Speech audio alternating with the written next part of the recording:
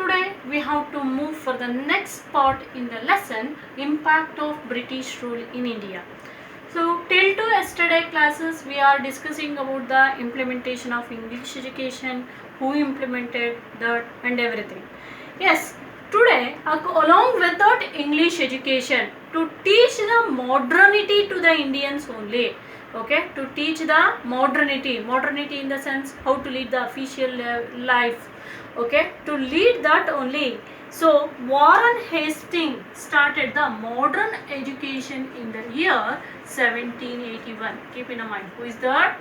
Warren Hastings started the modern education in the year 1781. And I told you yesterday only, the English education was started by the Lord William Bentinck in the year 1828 under the report of Macaulay. So what Macaulay suggests in his report actually, he suggested that the creation of new class of Indians who are by body, who are Indians by body, but the British in intelligence and their opinion and the taste. Okay, so like that the Macaulay has suggested. What is that?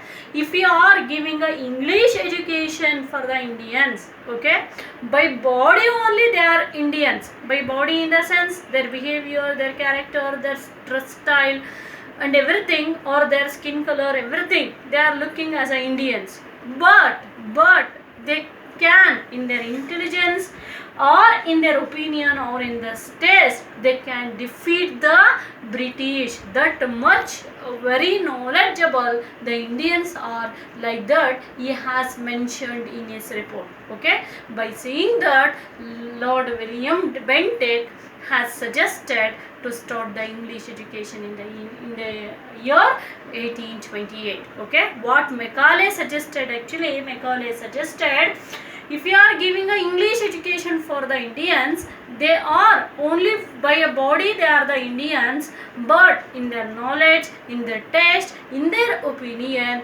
may they can defeat the British. Okay, they can get that much knowledge compared to the British. Okay, so like that he has given. Next, to give an English education only, there are the three universities, main universities as started in India. They are in, I think you know about that, they are the English trading centers also, administrating centers.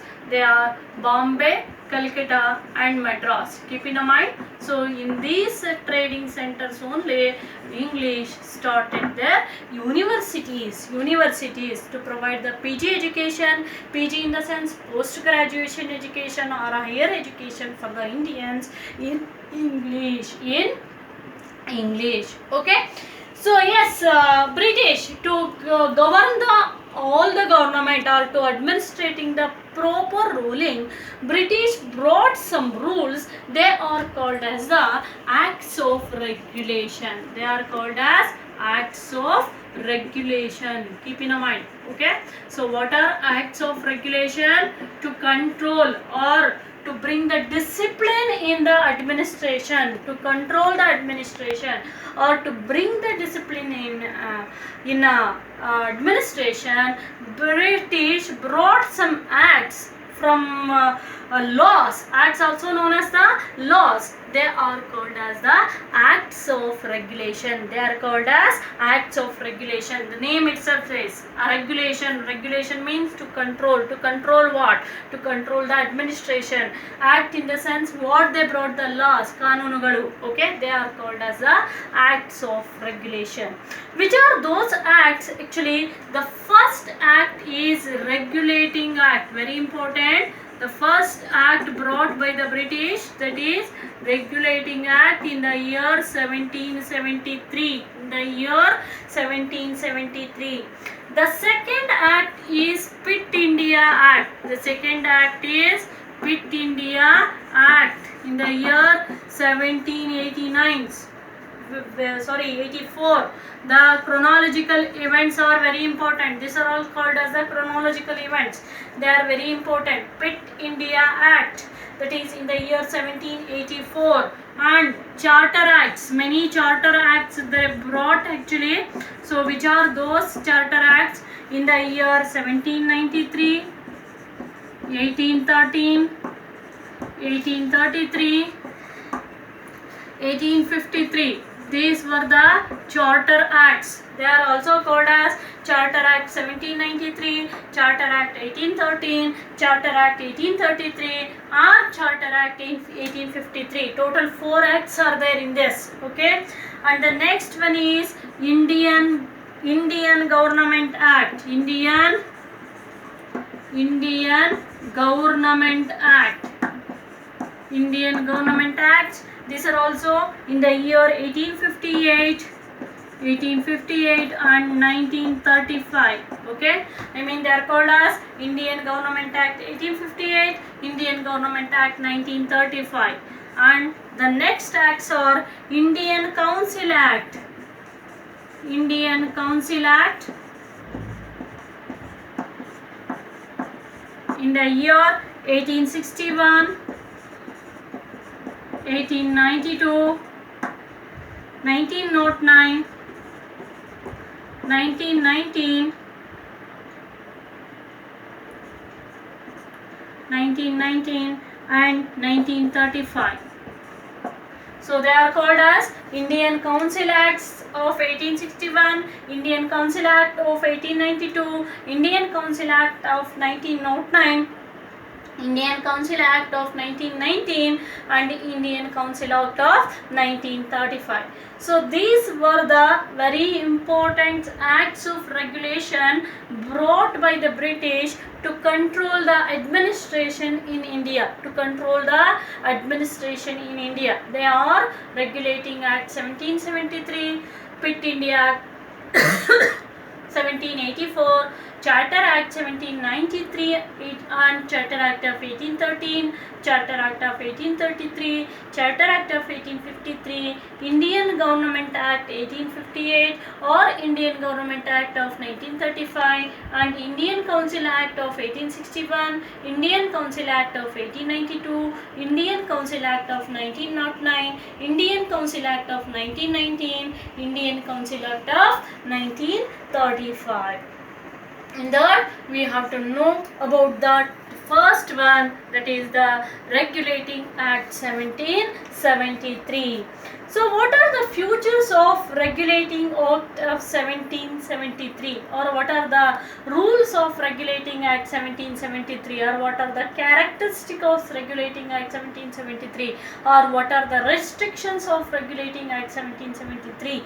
So like that many questions they can ask. Clear? Restriction, features, characteristics, rules, acts, everything are same here. Okay. Yes, according to this act, Regulating Act, the Bengal Presidency gained the control over the Madras and Bombay actually. So Bengal, I think you know about that. Bengal was ruled by the Sirajud-Dowla, but it was occupied by the British in the Great War, that is called as the Plassey War. Okay, in the year 1757. After this Bengal Presidency, Bengal comes to the control of the British. Okay, and they have started their presidency in nothing but the administrating centers. So this Bengal Presidency or Bengal area, presidency means area, Bengal region, came under the control of Madras and Bombay. Came under the control of which centers? That is the Madras and Bombay. That is the first feature. Bengal Presidency, presidency means region, came under the control of Madras and Bombay. The second feature is governor became the Governor General. What the governor post is there, that has changed into Governor General. Keep in mind.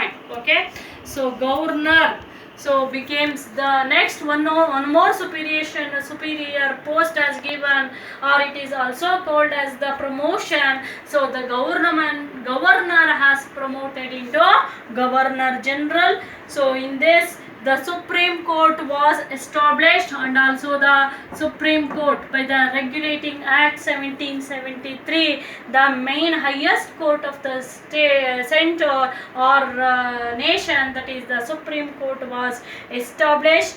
And Governor General, who has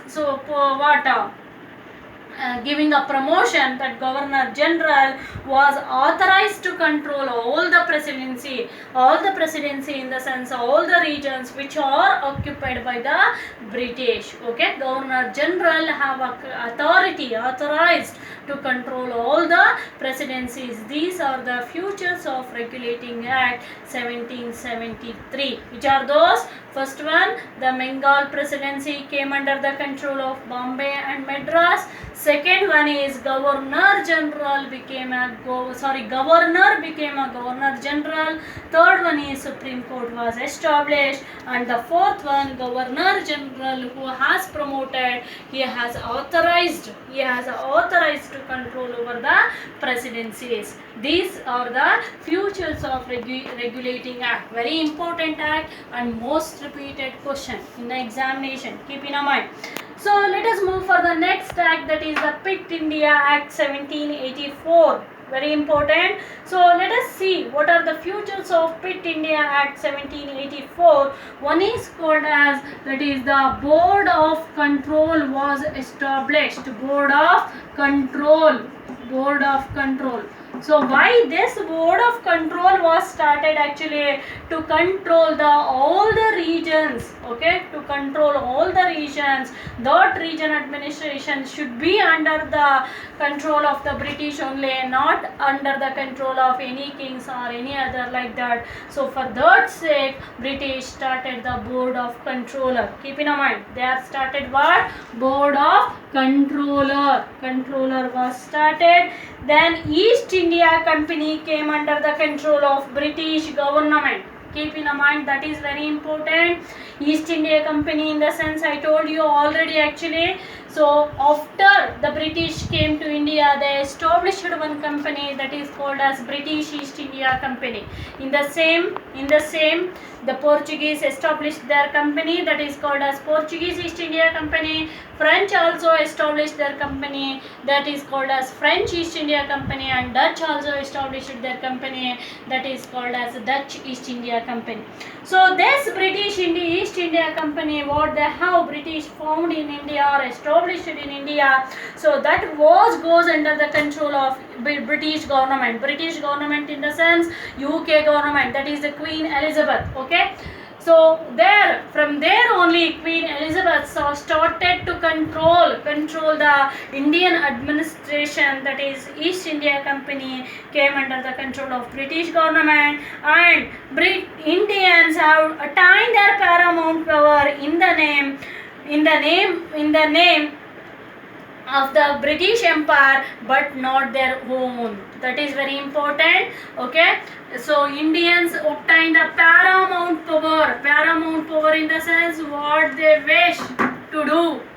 Okay, what they wish to do, that power they has to obtain not in their name, not in the name of the Indians, actually in the name of the British Empire only. British Empire in the sense British Queen. That is very important. Okay, whatever they has to do the business in India, so that Indians in their country only, they has to obtain their permission for that to do the business, not in their own name. They has to get the permission in the name of the British Empire. That is called as paramount power. That is very important. Pitt India Act 1784. What are the futures? What are the restrictions of the Pitt India Act 1784? One is Board of Controller was started. The second one is East India Company came under the control of British government, and the third one, Indians have to obtain their paramount power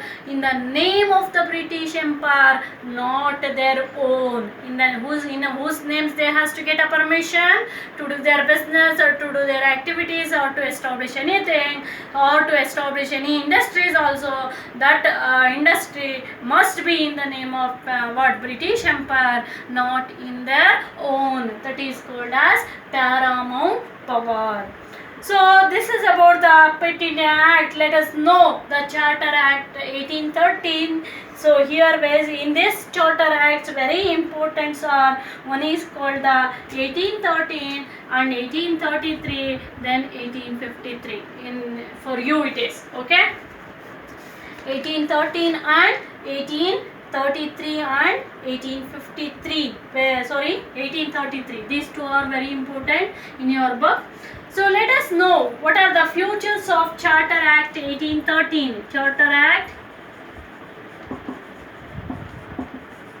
1813. So here we are taken 1813 and 1833. That's all for your book for this year. Actually, in the higher education, you can learn the features of Charter Act 1793 and 1853. So let us know about the features of Charter Act 1813.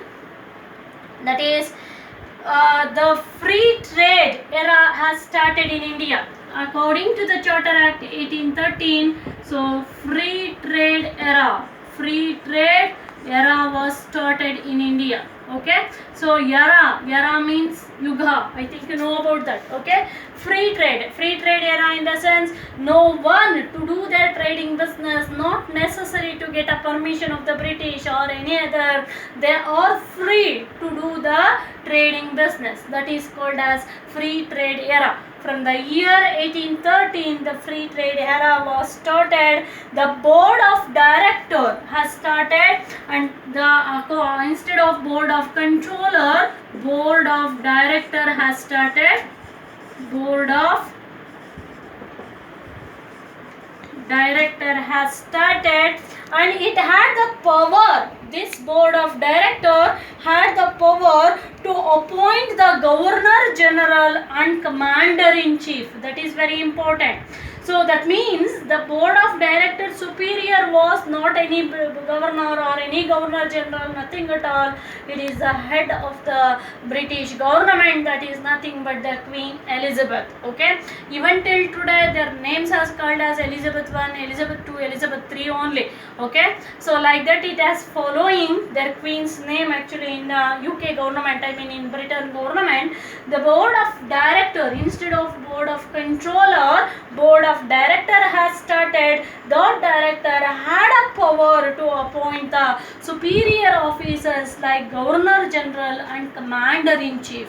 Commander in chief in the sense nothing but the army chief. Which army here? British army. Okay, so British army had, chief in the sense head, and the governor general, the superior officer, was appointed by the board of director, and a new era of license and authorization of started. Okay, so the has British as they are giving a permission to do the free trade, but the new era of license and authorization, they has started to give a license and authorization to start any business. Authorization means giving power and license for that to do any business, to start any business. Actually they has to take a license from the government for this year. Yes, I can do my business for 20 years or 30 years like that.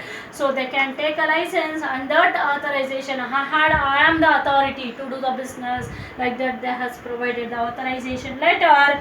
And many Christian missionaries started to arrive to India. That is very important. From the 1813 Act, many Christian missionaries started to arrive.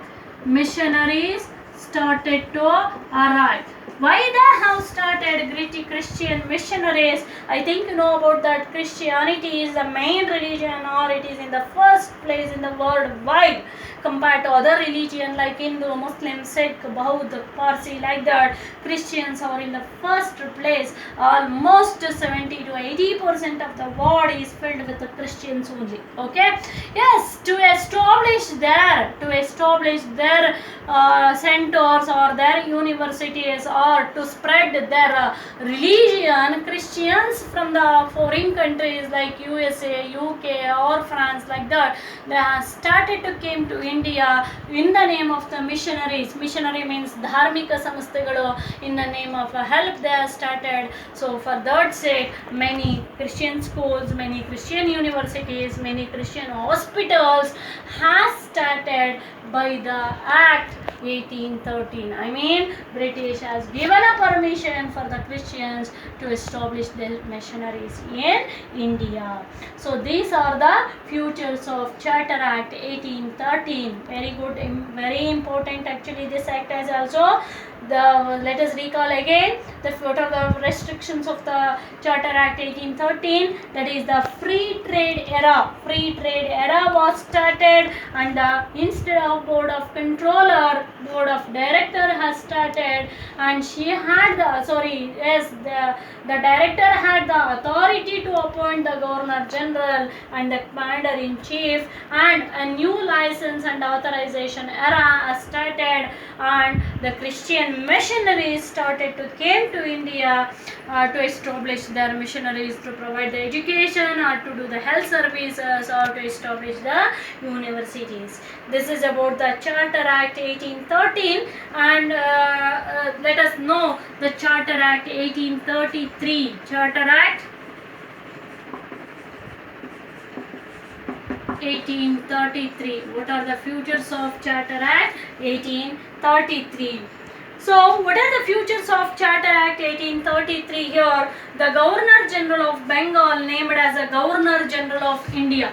I think you know about that. Bengal is the main provision. Actually, it was occupied after the Plassey. So there, Governor General look after the administration. That Governor General of Bengal.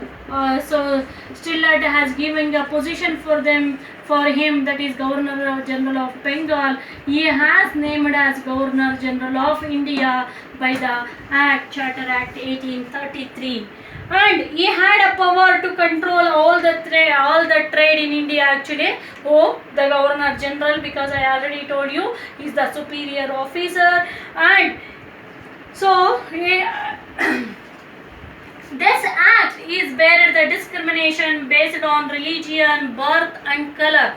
So what the discrimination as exists in India, actually discrimination in the sense ill-treating based on color, dividing the people based on color or based on caste or based on religion. So that has slowly stopped by the Act 1833, buried in the sense stopped actually, and British company allowed to have a trade relationship. Okay, so the British company were allowed to have a trade relationship with the other countries in the sense other France, America, like other countries, they as allowed to have a trade relationship for the Indians. Okay, I mean Indians can have a relationship with the other countries to do their trading business.